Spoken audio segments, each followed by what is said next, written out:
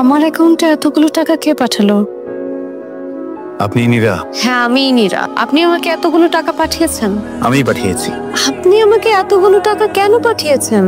এতগুলো টাকা যেহেতু পাঠিয়েছি তার নিশ্চয়ই একটা কারণ আছে। স্যার আমার নাম অভি, আমি কিডনি দিতে ইচ্ছুক।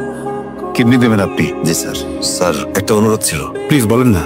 স্যার আমার বোনকে এই বিষয়ে কিছু বলার দরকার নেই, আমি আপনার কাছে একটা চিঠি লিখে দিয়ে যাব, কখন কাকে পৌঁছাতে হবে সেটাও বলে দিব। আপনি নিশ্চিন্তে থাকেন, কখন কাকে কোথায় চিঠি পৌঁছাতে হবে আমি ঠিক মতো পৌঁছে দেবো। অভির একটা চিঠি আমার কাছে আছে, পরে মনে হলো যে না, চিঠিটা আপনাকে দিয়ে কি বা লাভ। আপনার কাছে এই চিঠি এখন তো আর কোনো ভ্যালু ক্যারি করে না, কারণ আপনি যে বিয়ে করে ফেলেছেন। বিয়ে? কার বিয়ে? কখন বিয়ে? আমি তো বিয়েই করিনি। আপনি বিয়ে করেননি? না। তাহলে আপনার বাবা আপনার বিয়ের ছবি যে অভিকে পাঠালো সেটা কি মিথ্যে? বাবা? হ্যাঁ। ও মাই গড, আমি এখন ক্লিয়ার। বাবা ওইদিন আমাকে কেন বউ সাজতে বলছিল, আমার না সবকিছু বুঝতে অনেক দেরি হয়ে গেল।